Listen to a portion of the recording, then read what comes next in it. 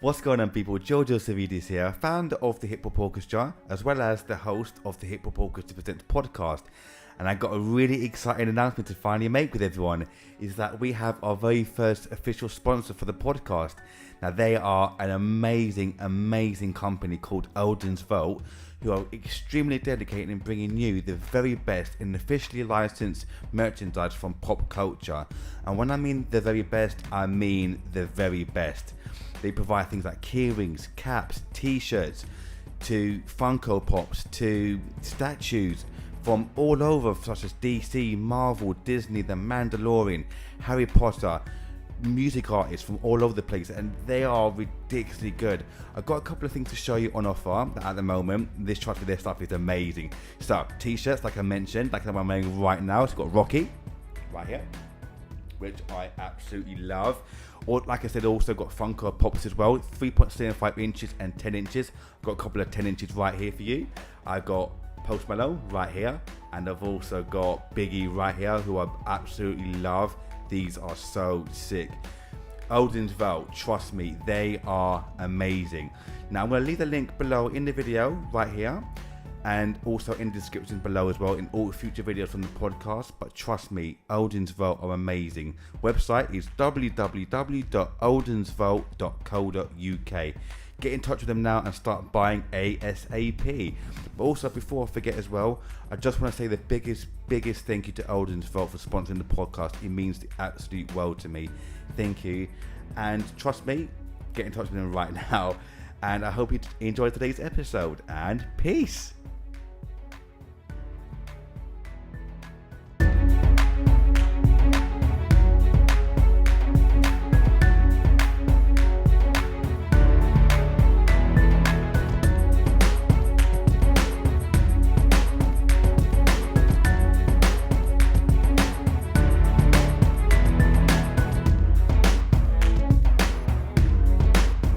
What's going on, people? Welcome to a brand new episode of the podcast, and we are joined by another couple of amazing, wicked guests today. Singer, songwriter, and founding artist of the music App Klef, along with the artist Liaison and photographer Kay Holden. How are you both doing? You both okay? Yeah, we're good. Nice, that was a good intro. Like Right then. I'm used to it. I've practiced enough now, so it's all good. But how's things? Everything all right? Good, yeah. So good.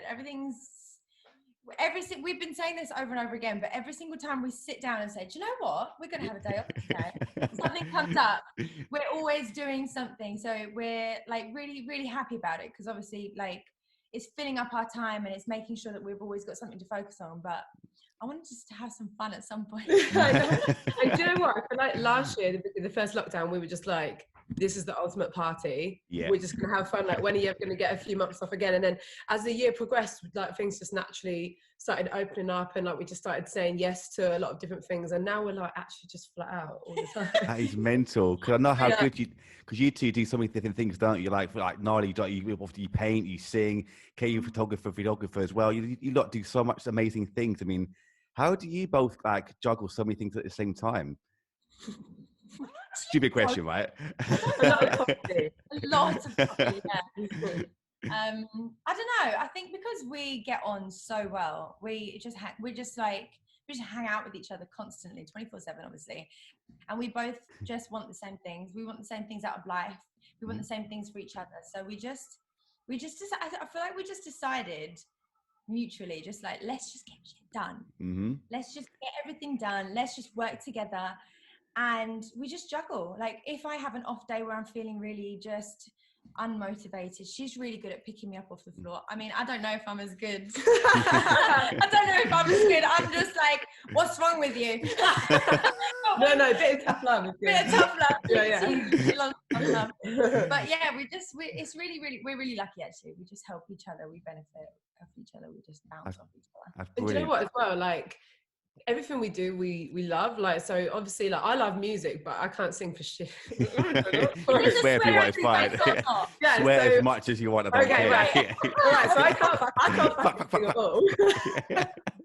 So like I enjoy being around musicians. I obviously enjoy, like, I love music. I'm like the ultimate fan. Like, do you know what I mean? I'm like the first person to be at any sort of gig, and I'm also just love being around like musicians creating.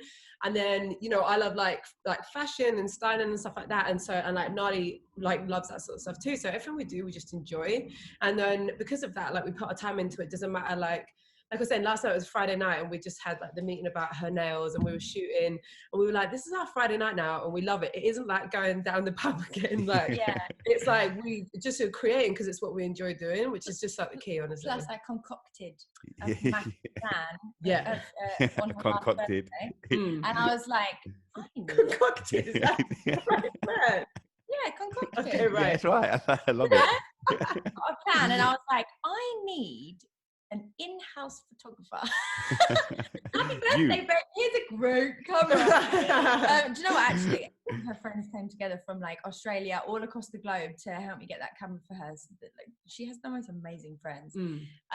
That's the thing as well, isn't it, though? Like having a, like building a crew around us that's like just totally supportive. Like Klef is a perfect example. Like the founders, Laura and Sam, are just like daily, even if it's not like directly beneficial to Klef, they're so invested in like Nahli and me, like as humans, and like in our growth, that we've just got like a squad, like in our old housemates, like we've just really, our current like neighbor, we've just really got this group around us of like people all doing things, all wanting us to do well, and all, you know, different fans, different pies, and it's just sort of helping us like power up. Definitely. Yeah, definitely. That's wicked. I mean, how did you two originally meet though? Because you've done so much, you've been like together for a little while now. I mean, how did you originally meet? Like, was it through work, or was it like very an event? romantic story? Oh, very nice. I've actually met on Hinge. Oh, fair enough. Ridiculous. Literally, yeah. My Hinge profile was it was like a marketing strategy. Everything I do is just to try and push everyone to my music. So my Hinge was like, hi, my name's Nahli. Here's a few pictures of me with some cleavage. Go and follow my Spotify. Go and follow my Instagram. Go and follow my Facebook. I might do the same thing like, then. Cleavage and music. I was like, cleavage and music. I will go and follow her Spotify. See what. No, but then the first time we actually met was at your gig, wasn't it? At the end of last year. Yeah. So yeah, we were like texting for a bit or whatever, and then she had a gig, and I bought tickets for me and a few friends, and went to the show. And I knocked her socks off. Yeah. She did. Yeah, she did.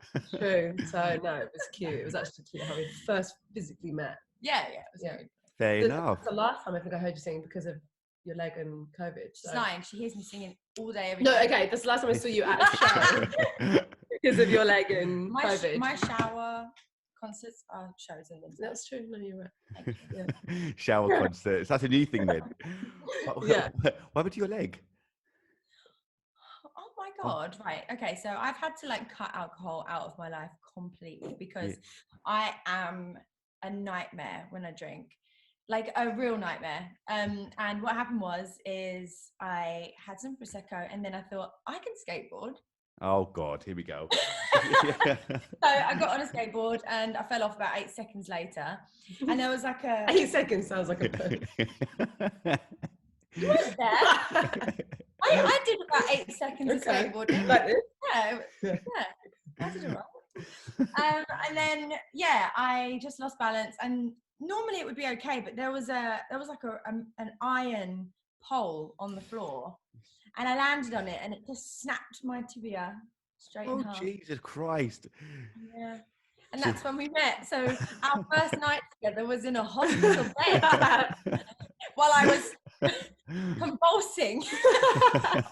Off your head on morphine. Talking about Prosecco and morphine. Honestly, yeah, exactly. Literally. Nice.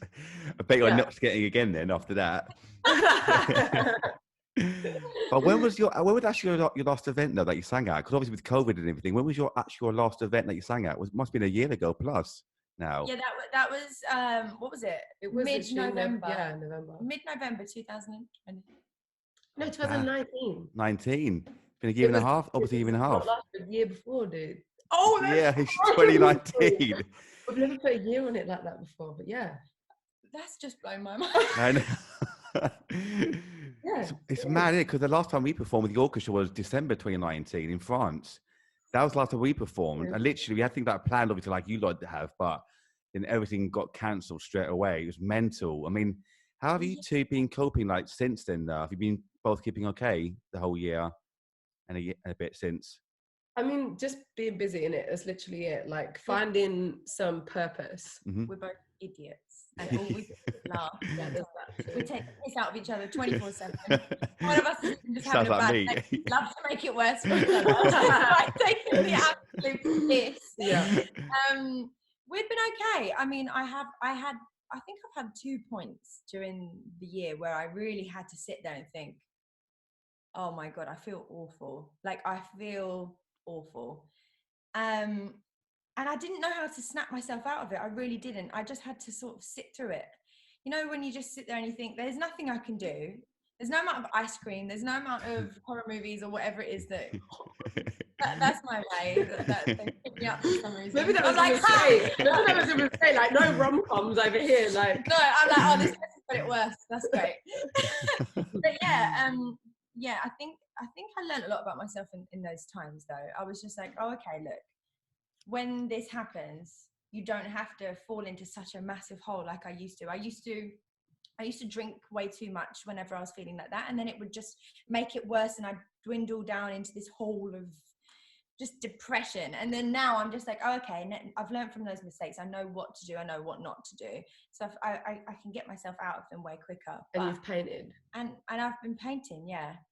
Painting, I think, like what I've noticed has been like the biggest way to snap you out of if any I didn't mood. have painting, I don't know what I would do. I'm like, hobbycraft?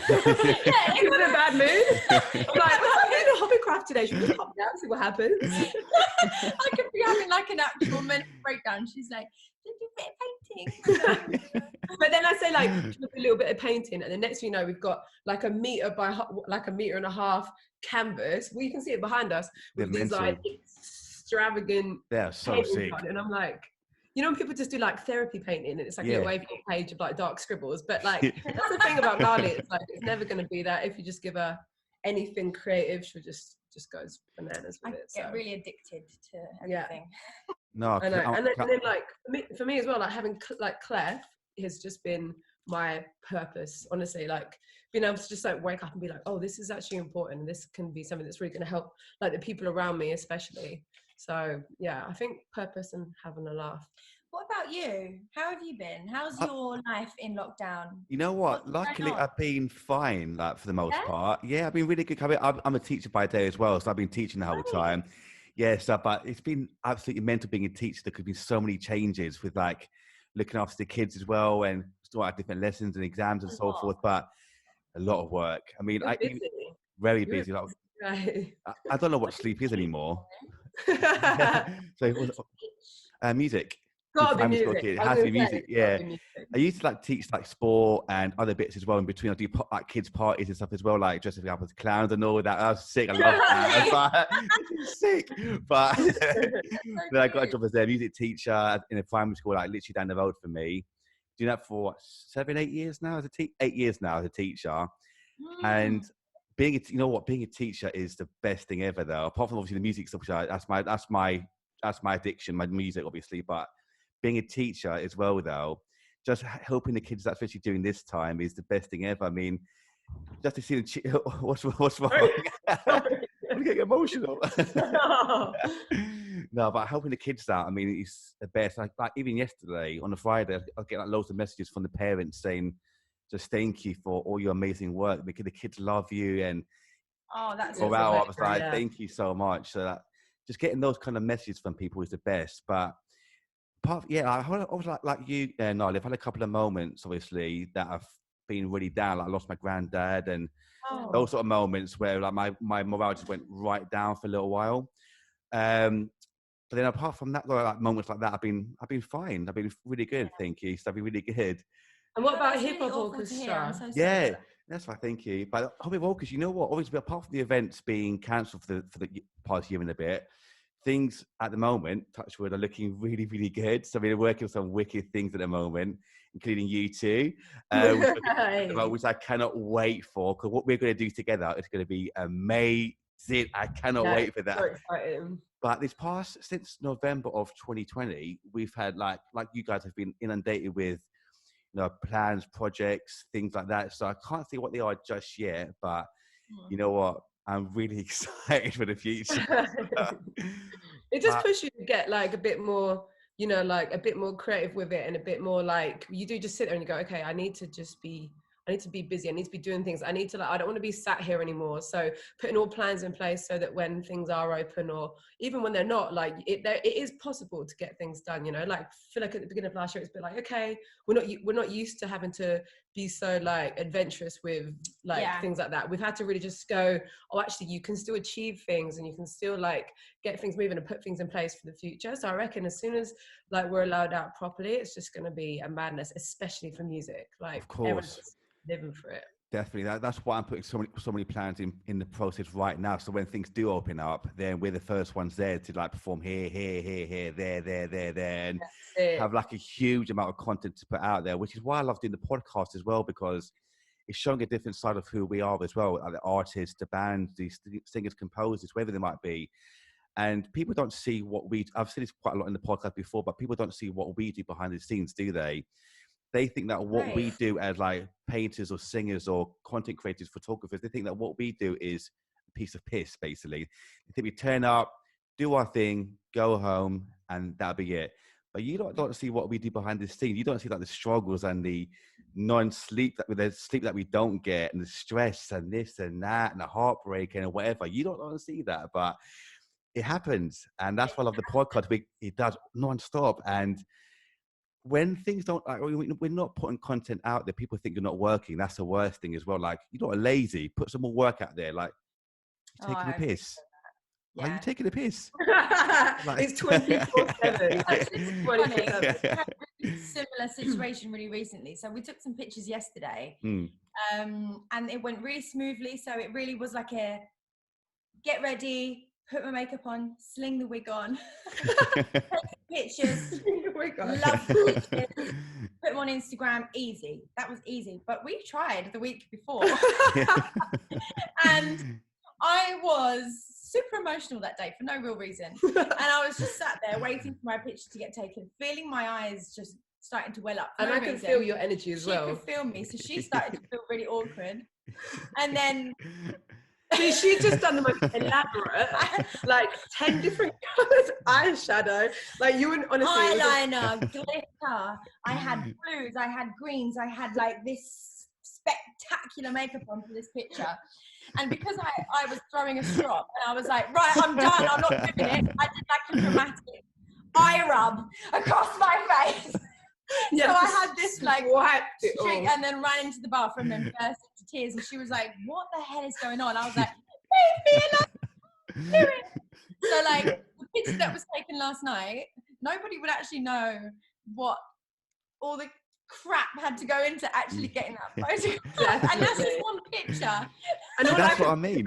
When she had like her makeup down her face, all I could think about was, is it awkward for me to take a photo because it looks really artistic? She's got this makeup all over her face. But I'm so dramatic. I was like, you know what though? But that's the thing. Like, I'm learning. That's your own wig off.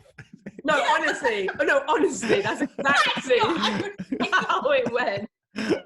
But that's what I'm learning, right? Like everybody, like, especially taking more photos and stuff. Like, it's like anything you create, like art, music, whatever, it is an energy, right? Like, and so like if Nat isn't in the mood to take a photo, or I'm not, like it's not happening. So you do get so heartbroken.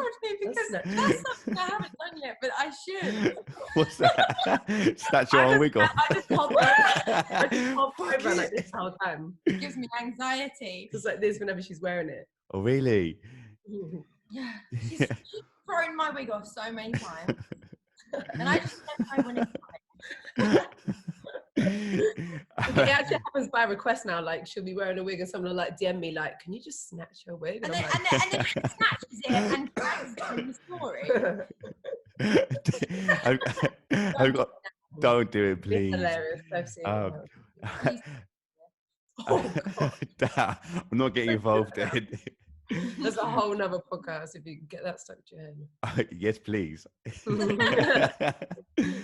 But let's talk about Klef then, actually. How did that all come about then? 'Cause that's amazing. So how did it all come about?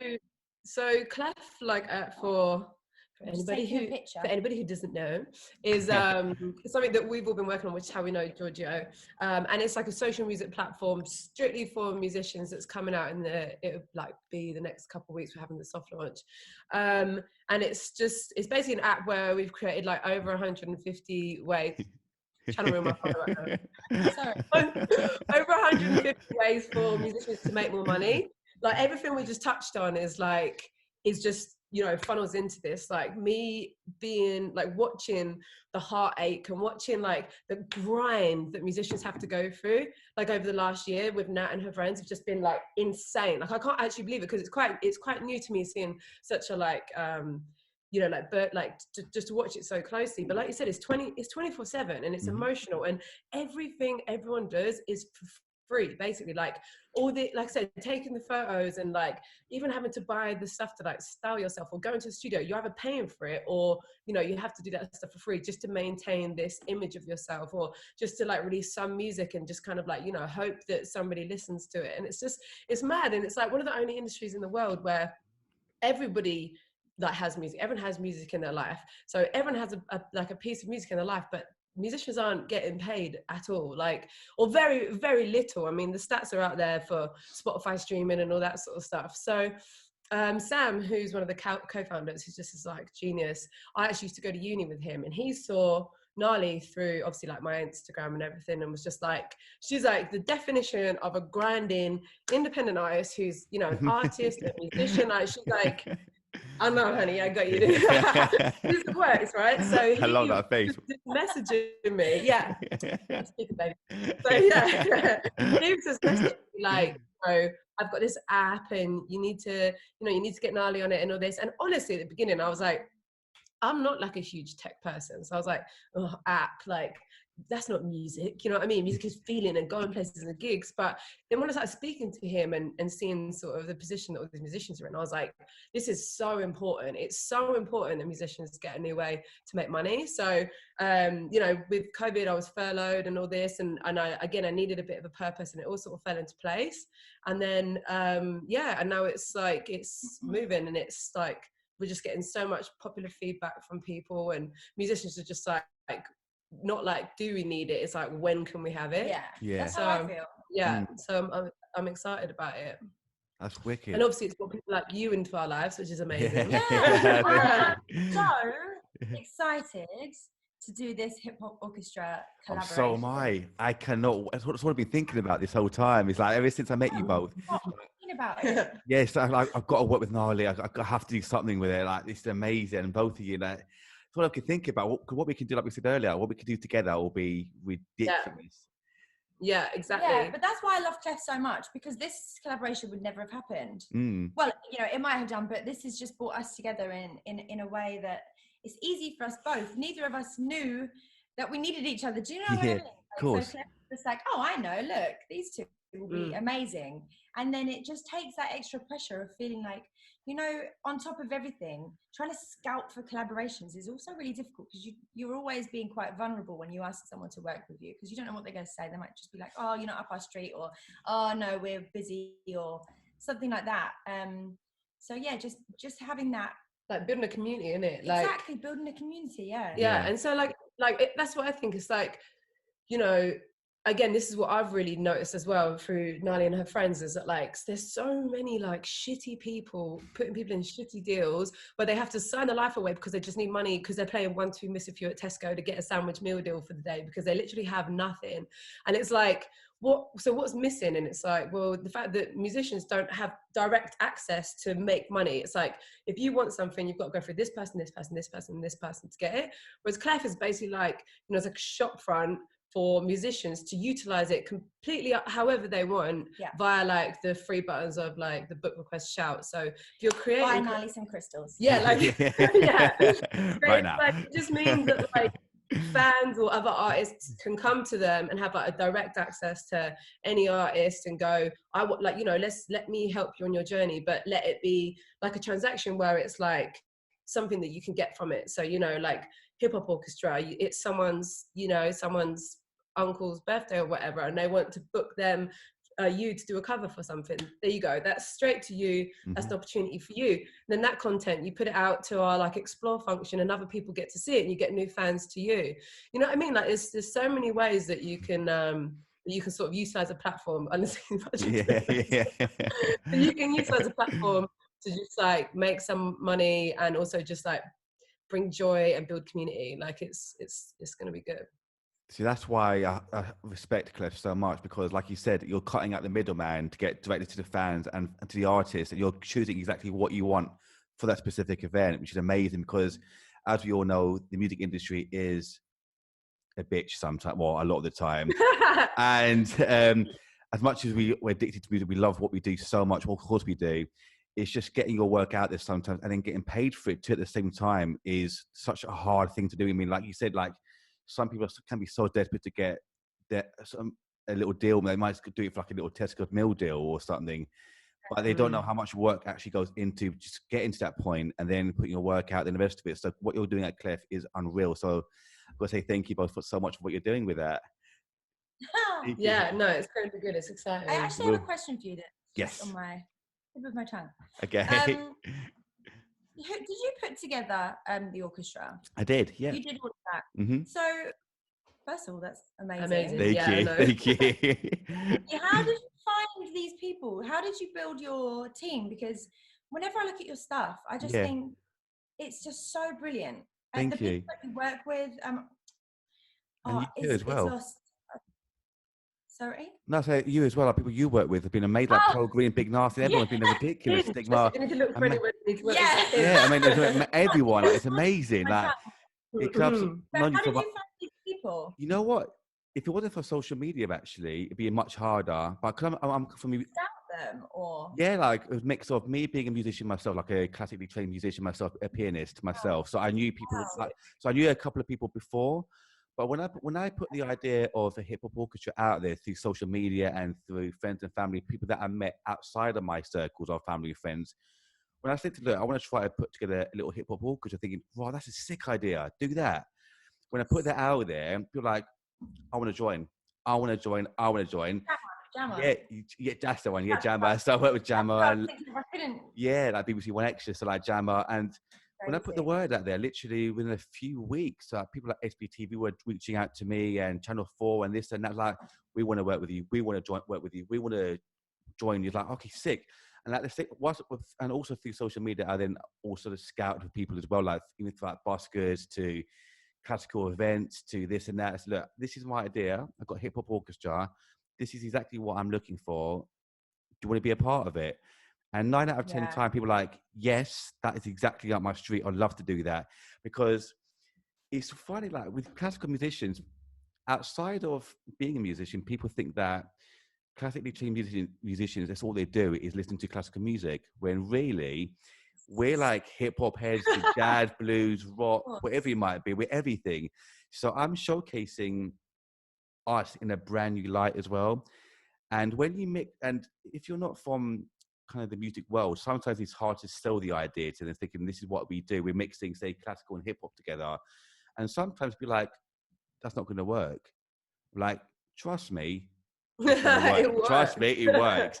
And I remember, I said this before in the podcast actually. I remember our first event actually, after 6 weeks of being together, it's at an art gallery in London, I think it's called Ebb and Flow. I can't remember exactly where it was, but it's after 6 weeks of being together.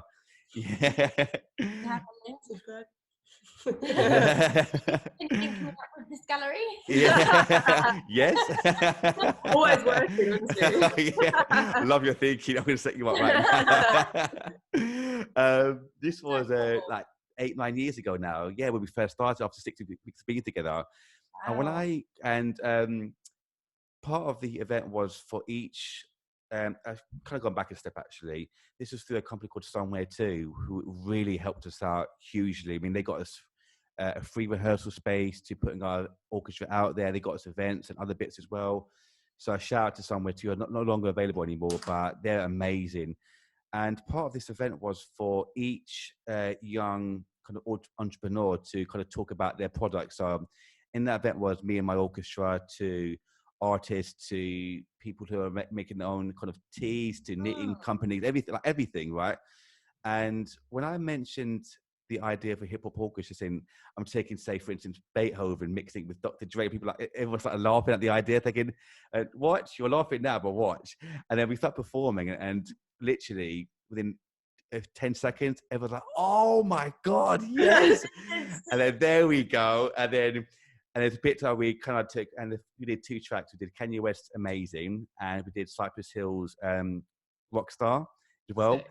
And so what I done was I took both tracks. We did 2 separate tracks, but I took both these tracks and rearranged them in a more classical way, but then dropped the hip hop beat into it, and adding brand new sections into it as well. And when I added in those brand new sections, and people are like going, "Oh my God, this is sick!" And then finished the tracks, everyone's a bit mad and thinking, "That's what I'm talking about." Yes.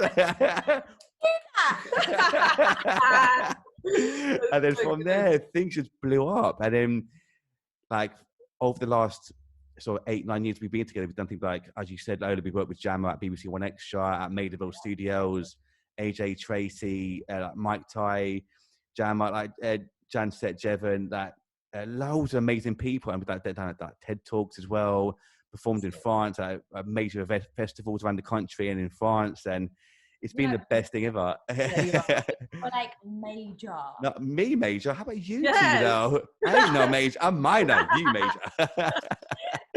But it's, I remember at one point, where we actually stopped the whole orchestra at one point. This was back in 2015, because talk about the struggles of kind of running your own group and the music stuff. Things were going so well, like stupidly well, but then for like a month or two, nothing was happening at all. Like everything just like ghost. You probably experienced yourself, guys. Like people just like ghosting you for no reason. I think, what the hell is going on? Like, are we doing something wrong? Nahli's face right now. Yeah, Nahli knows exactly how I feel. Like a month. Like things like went from like majorly busy to like just dead. I'm thinking, hold on, is something going wrong? Did I do something wrong? Did I say something by accident? Like, what the fuck's going on? So I was like, you know what? I can't do this no more. And then, so like, I gave up. So I put a little tweet out saying, look, guys, we've actually not going to be around anymore. But what I done was, I left my social media pages open just in case, because I made some really good contacts on there. And I thought, you know what? I'm going to put a tweet out just to make sure, but I leave my pages open just in case on like Twitter and Facebook and stuff. And literally, thank God I did that. Thank God. Literally a week later, like,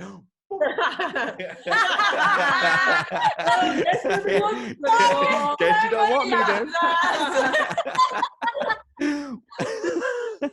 That's what you did when we first got together, isn't it? Look at us now. I just thought, I can literally put a tweet out of this, we're not together no more. Literally, it's a perfect bait. Because a week later, BBC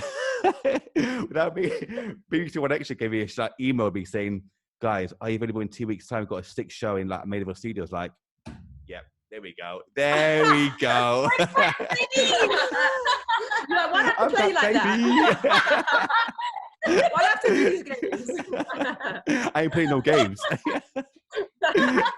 It is like everything in music is a relationship. Like, that's the thing. It's like, everyone, you have to do those moves. It's just so annoying. Isn't it? You have to. I think it's happening continuously. Yeah. Like, it's really weird in the industry as well. People do actually just ghost each other. That's like consistent. Nobody has like the balls to just be like, hi, this is the situation. Sorry about this. They're just like, I'm just not going to say anything and just hope it fades away. Yeah. Like, I work for a company called Nudie as well, like a denim brand. Shout out Nudie.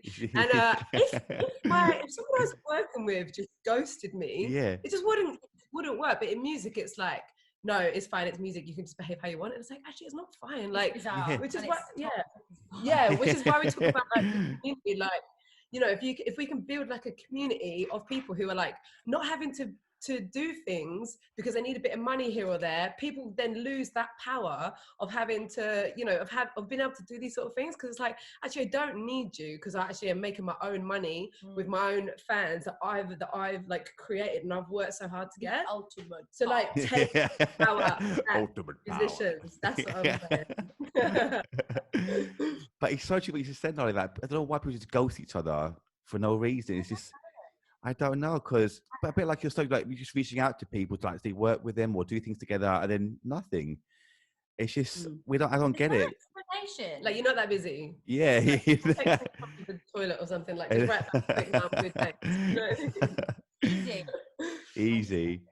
Right. Yeah. I suppose there is one side of it where if it's through Instagram, if it is to a page that has loads of messages daily, it's different. Yeah, get lost. But if it says seen, there's no. Yeah, that's why I don't care. That could be understandable. Where like if you've got like a big following, like you do, and it's easy to get lost. Obviously, that could be understandable. Like he's like clearly seen the message, or I keep sending you messages like not even a little. Yeah, like nothing. Sometimes the likes are worse. Oh yeah, that's cute. I'm good. I mean, I get it. Like, obviously, you know, it's not going to work for everybody, but yeah, if you've already got a relationship with people, like, so yeah, I don't really understand it, to be honest. But again, you know, it's a good way to filter out the shit and work with people that you want to work with. So exactly. And I realised as well that I've had to be tough in situations. And when you cut people out, then they come chasing you again, thinking, "Oh, I gave you a chance. Well, there we go. Too late now." I mean, it's happened. Too late now, because that's the thing, right? As well, like when you give someone a chance, and they ghost you, but then you move on without them. And they start chasing you. Like, well, I gave you plenty of chances. Late night love. Yeah. Into Late Night Love with Georgio. Yeah. Yes, please. Being ghosted. Tune in. Tune in for the next week's episode. But it's mad. Yeah. But your name Nahli though, is it true that it's a mix between your name Natalie and your dad's name Harley? Is that true? Yeah. Yeah. Oh, very nice. Yeah, and my dad's name's Dave Harley. He's in music as well. Yeah, sure. And I was just playing around one day because I was trying to work out. I didn't want to just call myself Natalie. I was like, Natalie Pixel. Natalie Pixel. I was like, I don't think it's got a ringtone. So I was just like, right, okay, Dave Harley, Natalie, Nahli. But then I always seem to get called Nahil all the time. Really? I don't know if people are lazy or if people have like a boss eye. I get like I've had it like even on the radio and stuff. I've had it on. Oh my god! One of my first tracks that I was having played, I was so excited. It was like Radio 1 Extra Tonight. I was shooting. Yeah. I can't remember who it was. But it just went, this next tune by Nahil. I was like, everyone's Googling it, can't find them. Nahil, can't find them, over it. Ruined it, man. I couldn't believe it. And I've had it in the street as well. Hey, Nahil. I don't know why I turned around. Yeah? Have you? It happens constantly. I got an email the other day. Nahil. Yes. Yeah. I'm just used to it now. Oh, you know what? That should be your tagline in the new tracks. Yeah. Nahil? Nah, Nahli. Nahli. Nahli. Have you learned from that then? Say like just to like a little voice note saying like, this is not how you pronounce my name. It's actually Nahli. FYI. FYI, not Nahli. It's Nahli. No, should change your. I don't know. I quite like all the different versions. I get Nahli Art. I get Nahli Art as well. Ruben always get Nahli Art. Nahli. No one's gnarlier than Nahli. Yeah. I love that. You know that both your parents were singers, weren't they, as well? Yeah. That's how they met, actually. Oh, really? Yeah, back in the day, they had a mutual friend, and I think he saw those two together, and he was like, these two will make a brilliant couple. God. That's a good idea he had. Yeah. But here I am, so congrats. Yay. Yeah. Yay. But yeah, they're both singers, both fantastic singers actually. My dad's got this really rock and roll vibe about him. He's like a massive Elvis fan. My mum's got this really beautiful, sweet singing voice. She sounds like an angel. They're just like total polar opposites of each other. My dad's really like deep and raspy, like it's really cool. But they're both so talented. But yeah, I mean, I never wanted to get into music because of them. In fact, I didn't want to get into music because of them, because I used to see a lot of the behind the scenes, like if they were doing gigs, like it just looked stressful. That if they'd gotten like a mic lead, or if someone was late, or if she'd left a shoe at home or something, it would just be like meltdown. And I always used to think, I'm not going to do that. So then I started working as a laboratory assistant in a perfumery house. In a perfumery house. Like I'm obsessed with smells. Like I can pick people's aftershaves and perfumes from a mile away. It's bizarre. But yeah, that's what I was doing. I loved that job, but I got sacked when I was 18 because I was just useless and I never turned up on time. I still remember it 20 time. I have to lie. I'm like, oh, it's 12. And she's like, we made it. And I'm like, so it's still 1. I have to just lie. But yeah, I mean, I suppose it's just in the blood. Like I couldn't run away from it for very long. So yeah. I saw that. Was it your dad got you like a Michael Jackson video when you were younger? And you're obsessed with that? Yeah. Obsessed. I think I must have been about 3, and my dad got me. If I say VHS, I'm showing my age. VHS of Michael Jackson, and it was at Christmas, and he played it, and I just remember being so mesmerised by the telly. I was just like, who's this geezer? And then Thriller came on, and I hid behind the tree, the Christmas tree, because I was petrified. I was like, what the hell is going on? But yeah, that was a real turning point. I was just like, okay, I want to be on the stage. I really, really do. But it just felt like such a far-fetched idea. I don't know why. I just thought you had to be like a, I don't know. You had this conversation with me once, didn't you? Yeah, it just felt so far-fetched to ever be on a stage in front of thousands and thousands of people. I just thought, oh, well, that's never going to be me. So, I'll just do perfumery. But, yeah. Now, next up, second EP, incoming. Mad. I think the biggest show I ever did was with Sigma, about 50,000 people, which blew my mind. That is mental. What was that like? I got sweaty palms. So high, just thinking about it. I don't know how to explain it. It was so nerve-wracking, but so exhilarating at the same time. But I can't tell you how weird it was, because I was on set. I must have been on for about 40 minutes or something. But it went in 0.5 seconds. I was straight back off stage before I knew it. And it was almost like it didn't happen. Yeah. It was the weirdest experience. And whenever I look back, I can't even quite remember what happened. It's like a blur. It really was a blur.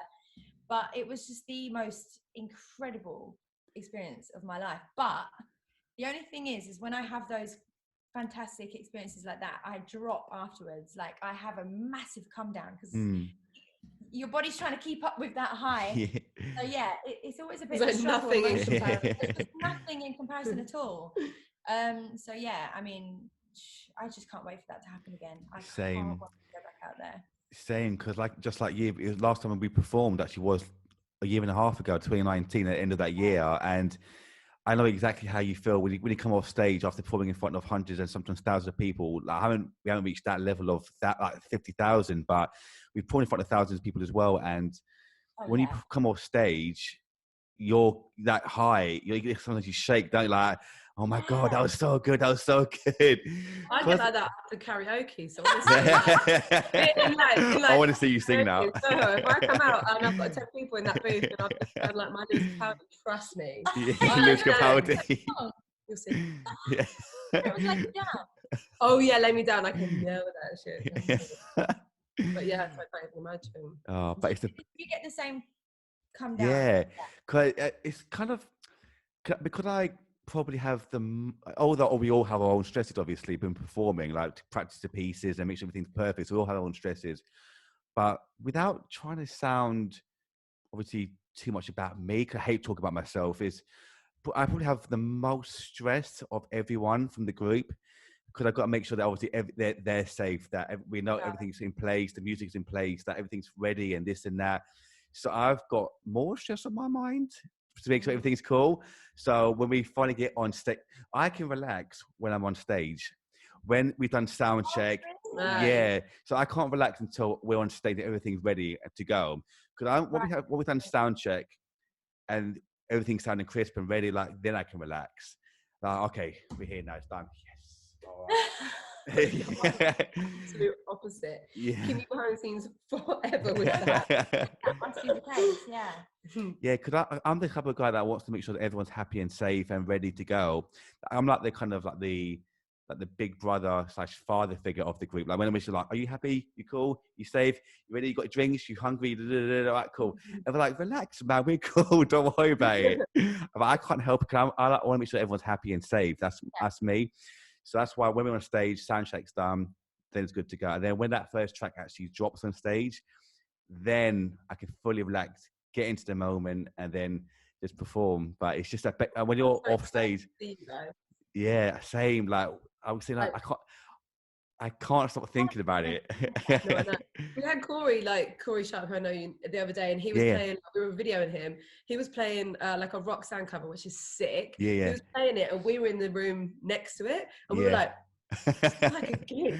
We were like dancing around, slow dance. Yeah, we were just like, it was just him and like we were just like, this is like, it was so like just overwhelming. So I can't even imagine what it's gonna be like to see you guys. Yeah, living for it. Yeah, it's amazing, because I remember during our last gig actually in France, actually was performing in the French Alps actually, which was sick. We did a Beyonce, like Destiny's Child / Beyonce event. And we did one of my favorite tracks to perform actually is Formation actually, and one of the singers in the group, oh my god, it's so amazing. Yeah, like it was amazing. But I remember one of the tracks we did actually Formation, where one of my singers, Catherine, who's super, they're all sick. I got her to rap the section, because she's not a rapper, she's a singer. But I remember before she did Eldorado, she goes, I don't rap, like trust me, it's gonna work. But she got the perfect voice for rapping as well. So trust me, try it. And when during the event earlier in the year, Eldorado, during a rehearsal, just a few of us rehearsing it, we got so hyped. It's like, oh my god, it worked! Yes, there we go. And then you see the video actually in Eldorado at the end of the year where the camera turned. Yeah, I'm gonna send it to you after actually. You see the video, the camera turned after, and everyone's going like this, like going jumping up and down like this, going man, like yes. But I mean, everyone wants to be a rapper, right? Like, so if you got forced to do it and then you did it, that would be sick. Yeah, she makes up songs all the time. Really? Yeah, but I'm so excited though for what we can do though. I keep saying it, but I can't stop thinking about it. What we can do. Yeah. If I could think of the perfect thing to start the year again, you know, my hour step back into music. Yeah. This is it. Yeah, definitely. Yeah. I don't know how you're doing it. Oh right. Yeah. I mean, have you performed with strings before at all? And that's nothing. So yeah. Yeah. Always wanted to. Yeah. Oh, your dream's coming true then. It's me. I don't just look good. Well, it's going to be unreal though. It's going to be amazing. But your second EP is coming out, isn't it? It's soon, or was it limited to the release last year? Is it therapy side A? It was supposed to be last year. Yeah. And I've got everything ready and everything in place, but I just don't know when's a good time to release. Because I don't know, it's just hard. Because when I put Catch 22 out, it was just a difficult time. I couldn't go out and like perform it live or any of the things that I would love to do to promote it. I wasn't able to do that. So I kind of thought, okay, look, I could put an EP out right now and just hope you know, that my promotion on socials will be enough, but I kind of want to wait and be able to actually just put it out there, have a listening party with all of my close people, all of my friends, and make it feel like it's supposed to feel. Do you know what I mean? I'm so bored of just doing things in this peculiar way. I'd actually rather wait, and then I can do a show, have all my people there, and then just do like live promotion of it all the time. I think that's going to make it feel way more special. So I'm just going to wait. Definitely, because doing the right thing. With art as well, like, because like I said, Nat's obviously been painting and that's gone crazy the last 6 months. It's like, it's giving you, like, I hate to always be the Klef bitch right now, but it's giving you like another outlet where you can make money, where you don't have to put pressure on yourself to release something just because you've got to get something out because it's got a hit. So like you've been able to like create like another revenue stream where you're able to then again take control of your journey, and again that's like taking the power back from the musician. Like, it's just what it needs to be about going forward in the industry. Like, people need to be able to have like the patience to be able to do that. Like, Nat's created by doing her art and making money off that. Don't know how it happened. Yeah, what the painting? Yeah. Because this amazing, man. I was going to ask you about that. Like, have you always painted and drawn, or is just something you got into by accident? Okay, well, when I was at school, my art teacher always used to say like really amazing things, and she'd be like, you know, if you pushed yourself, you could do this, and I'd be like, shut up, I'm going out. Like, she used to speak to my mum all the time and just be like, she's driving me mad because she has so much potential, but she's just pissing it all up the wall and whatever, I don't care. So like, it's there, it's always been there, but I've never, even like since school, I've never done anything with it ever. I've done like the odd little bit, and you know, because I've got loads of painter friends, loads of artistic friends. If we have like a glass of wine together, I'd paint with them. But I also always used to look at it and think, it's not good enough. It's not going to ever be my thing. And then I think when lockdown was like a real thing and my leg was broken and I had to stay in one place and find something to do just in one area. That's when I realized, okay, the first time I paint something, I'm not always going to like it. So just try again, go over it, add more bits, learn how things are supposed to look, learn how to blend, learn how to do this, blah, blah, blah. And then eventually I started to just take a look back and think, I actually think these are great. They're amazing. And that's when I started to just push myself and get more and more addicted to it and put loads of time into it. And now I've got like an art studio, which is so bizarre. In such a, like, I mean, when did I start? May? May, really? June, July, September, October, November, December. Sorry, I'm not very good at this. So, so like, very much, I started 9 months ago. So now I think I've got 15 pieces. I've sold about 7 of them. That is amazing. One's like been shipped to LA, which is crazy to me. I've really thrown myself in the deep end. I didn't know how I was supposed to crate up anything or send anything. I didn't realize that shipping was going to cost me an arm and a leg. Like, I had no idea about any of these things. It's all a learning curve. But now I get to just get up, leave the house, and go to my art studio that I'm covering from my painting money. It's crazy because I was so broke in music so many times, so broke, and I got myself into situations where I'd be like, I don't have any money to pay my rent. What am I going to do? Okay, I'm going to have to just go and like dance somewhere and just be able to get some money together because I'm stuck. And I don't have anybody I never had anyone to rely on. I couldn't just call my parents and be like, oh, I need a bit of money, because they'd just be like, well, we don't have any for you, hun. So it's just such a nice emotion to be able to still have my music, but not rely on it so much, because it is hard to make money from. And like, aside from the Klef thing, currently the art stuff, I've managed to actually find something that I love, find something that I enjoy putting my time in, find something that really calms my anxious mind as well, and I'm earning from it as well. So I don't know how it's happening, but I'm like so grateful that people have been so supportive, because if people weren't supporting it, it wouldn't feel like this. It's just the fact that people are buying it and saying, hey, where are your prints? How can I do this? How can I have your art in my house? I'm just like, okay, well, I'll just paint something for you then. So yeah, it's just been the most incredible journey. In fact, it's my favorite journey, because it's just been really fast. Which is what I love. Good. And we're doing prints now as well, like Prince with a T of Prince the artist, because that's like this massive amazing Prince. And again, like, because again, that whole like trying to take control of her own journey, like if we sell these prints, she'll be able to pay for her, like, stuff for her next EP release again, without having to rely on anybody else doing it on a label, or like having to just don't have to sign anything. Get pushed in directions you don't want to go in it. I'm just it's like yours. This is actually her idea, because I'm not very good at stuff like that. She just said, look, you know, if you don't want to sign to a record label because you don't want to have anyone else have control of what I'm creating, until I'm in a really good space and no one can, you know, change my opinions on anything. I just thought, right, okay, how am I going to make this money? She was like, just do prints, you know, and then you can fund your own music projects. Like, how amazing that could be, to be solely independent, get the money from one independent side of your career to fuel another. It's just going to be brilliant. And obviously Klef's going to help me through that as well. Definitely.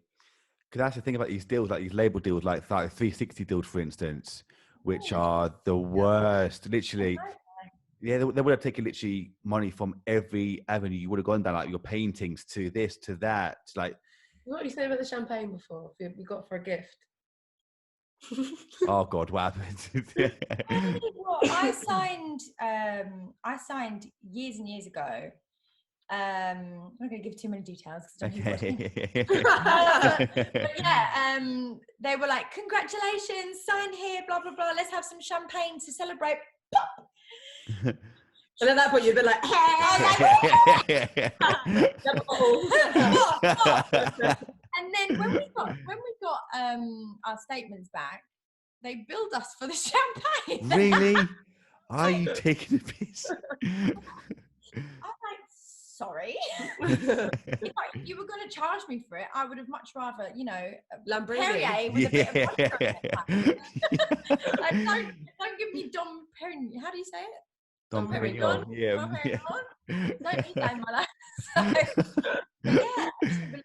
And it's these little things that sometimes, if you don't read the small print, you don't even realize what they're billing you for. Exactly. Cheeky bastards. I mean, that's the thing. People, like, they get too excited, don't they, about signing these deals without reading the small print, thinking they basically, a lot of these deals, they own your life, basically.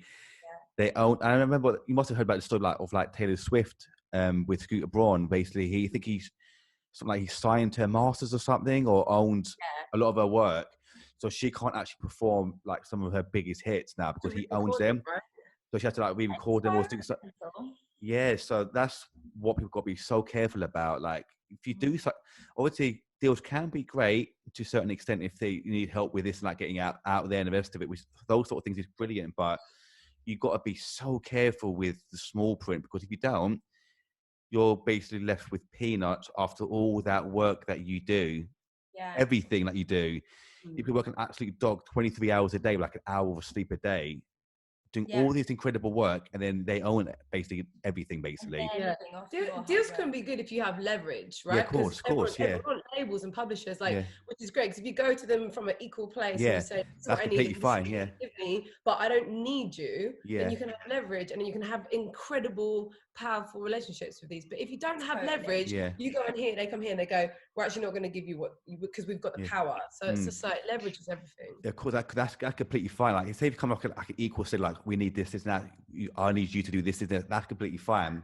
That's why certain deals are obviously completely fine, but it's just, if you don't, like we said, like, if you don't read the small print, so it's like years ago with remember that thing with TLC years ago where they sold, like, they had like the biggest selling album of the year, like rinsed it, and then they were saying we're broke. We're broke. Really? Yeah, they were like, so broke. In fact, they were like actually broke, like no money. Really? Yeah. They sold like, I think like something like 10 million. Market, wearing all these amazing outfits, blah blah blah, but they just had no money, and they were like had the biggest album. Yeah, they sold something like 10 million albums or something of like Crazy Sexy Cool, whatever it was, like something ridiculous numbers, and then, or you'll think that by that time they'll be obviously well off and the rest of it, but they had no, like Nahli just said, they're broke, dead broke, had nothing, and they came out with this thing that we've got no money, like we've got nothing. We've seen nothing. So like, you've got to be so careful and not get too excited before signing a certain deal. But it's Yeah, but yeah, it's hard not to, right? When they're like, trust me, I'd be there like, whatever. You just gotta be so careful with that. Like, certain deals are obviously fantastic, but just be very careful and make sure that everything is in place before taking it further. But that's it. Craziness. I would like to find like a really great label. Of course. Yeah, of course. But obviously, it really just depends on what they're offering and like whether you know, you don't want to be in a situation like those, like TLC, for example. But it's just about education and the fact that there's so many. If I was 21 again, You're not. You look it. I would sign it because me and everyone in my life, like my friends and my family who are not in music, they'd all be like, brilliant, look, that looks incredible, because it always does. It does look and that's brilliant. how you get stuck. It's not until you've been in the music industry a while and you start to sit back and you go, oh, like, I understand it now. I understand what's right and what's wrong. And that's why it's so difficult. There's so many young artists getting stuck in these deals because they just don't realize what they're signing. And it's like knowing your worth. Like musicians, like, this is an interesting thing with Klef. Like, obviously we're building like a crew like founding artists, and we're amazing like independent artists generally, but sign as well. But you say to them, okay, like on the book button, for example, right? For example, Georgio, you could do like a piano lesson and you go, how much do you want to charge?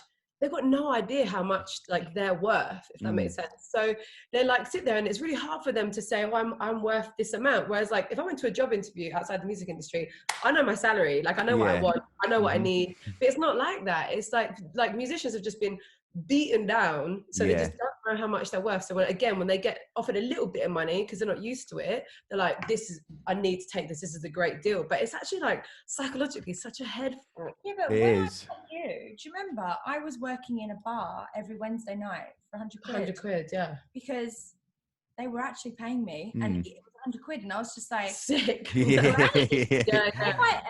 now I look back and I think, what? How? You didn't get out of bed for 100 quid. I'm looking at now. Snatch your wig off again. Yeah. But that was only a year ago, and that's how much you start to devalue yourself as an artist, because it really does get to that point where you're like, I'm getting paid nothing. So if you're going to pay me 50 quid, that's better than nothing. Yeah. And that's shit. Because that means that no one else gets paid more than that, because as soon as somebody goes, yeah, okay, I'll do it because I need the 50 quid because I've got nothing, I'm not getting paid for anything else, I'm doing everything for free, the next person comes up, all right, well, you're not going to do it, should have 50 quid, forget it. Yeah. Do you know what I mean? So again, like, it has to be an industry movement, like it has to be an industry movement of everyone going, wait, this isn't right, we're all struggling, we can't create, we've all got mad mental health issues over the last year because there's no live music and we've got nothing. Like, what can we do as an industry movement to like get more money into musicians' pockets? No,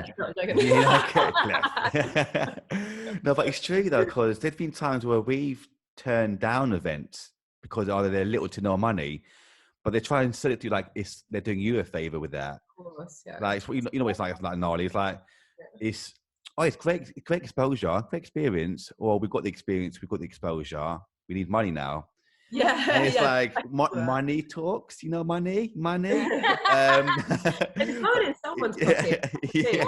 Like, you've got a crowd. Well, like the crowd's paying tickets to be here. Why are we not getting this money? Yeah, it's someone like some annoying dude sat in the corner, like eating his steak and drinking his champagne. That's what I've got. This one event actually. Thank you.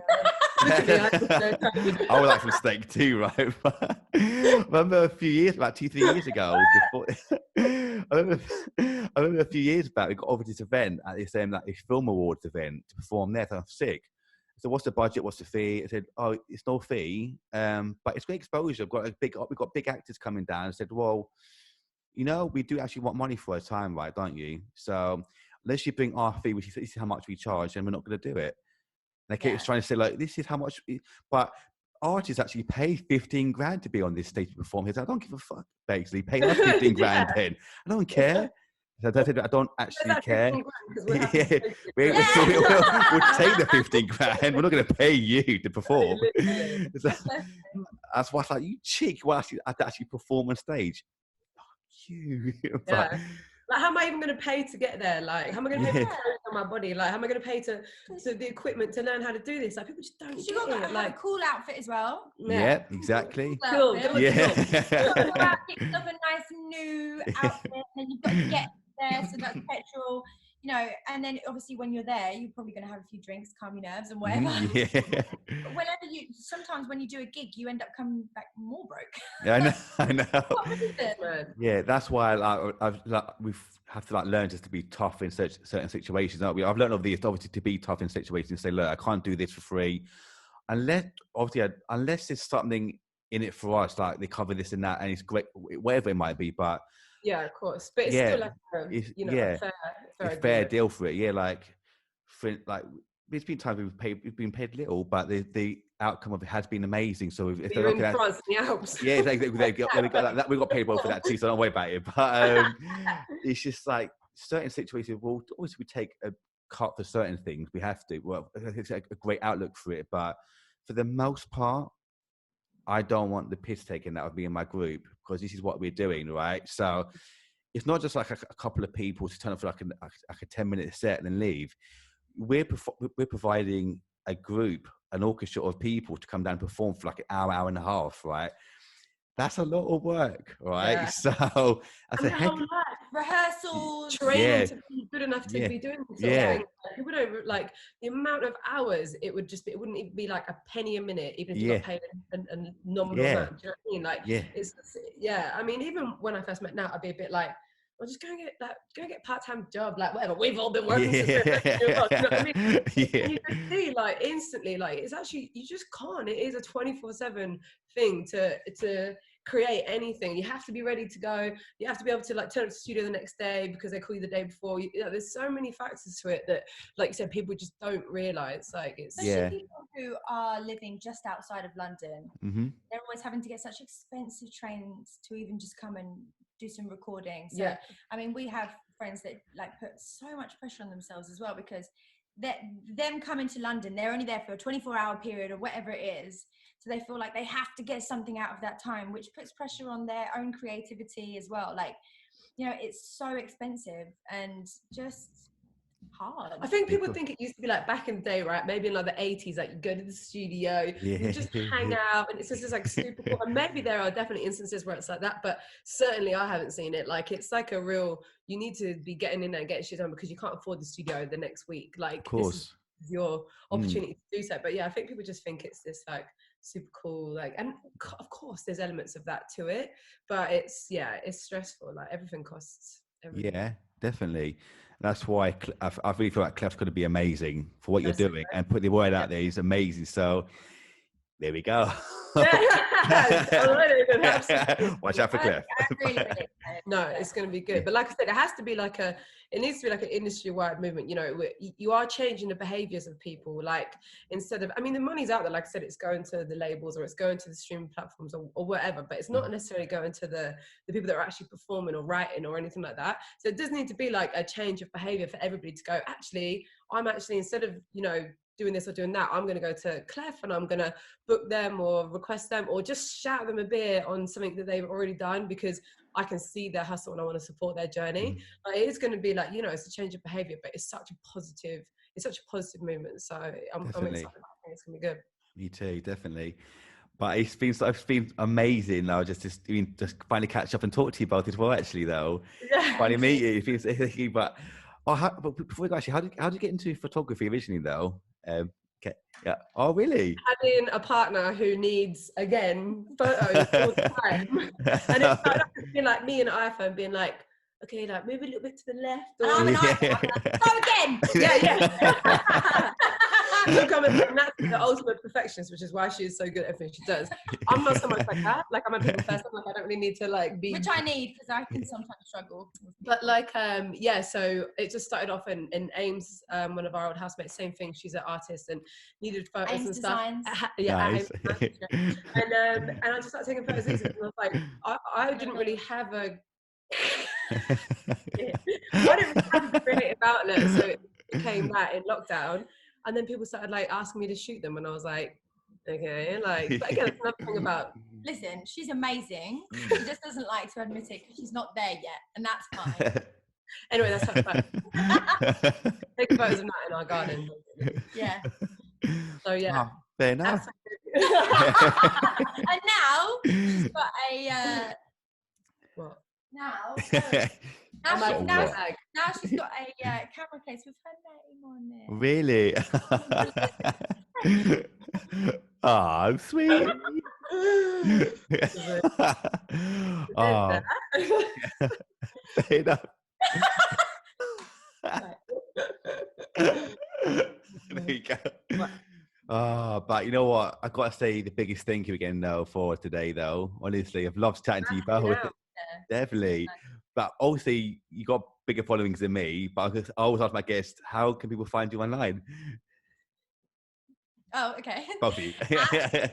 Yeah. I'm surprised you didn't put it on a t-shirt, honestly. No, my t-shirt is actually Self-Love Brings Beauty. Love that. Which is our best friend's brand. She's incredible. I love that. Very empowering woman. So she's at Felicity Hayward. She's at Felicity Hayward. Nice. I'm at Nahli Music, which is Nahli, not Nahil. Nahli Music. And I'm at Suede Baby. Suede Baby. Very nice. Yeah. I like it. Maybe. Suede Baby. If you go to Nahli's, you'll find me. Oh, brilliant. But there we go. It's been an amazing episode. Oh, and Klef. Wait. And Klef. Klef app. Klef.app. If you're a musician, if you've got friends that are musicians, whatever, go follow it. And then, once underneath the description too, so don't worry. Be below the description too, so don't worry. If you're a musician, go for sure follow it because it's gonna open up a lot of doors for people. Brilliant. Thank you so money. much. Get money. That is the end of the episode. And thank you both so much again for today. Loved it. Thank you. So much. Oh, Hey! I just found myself.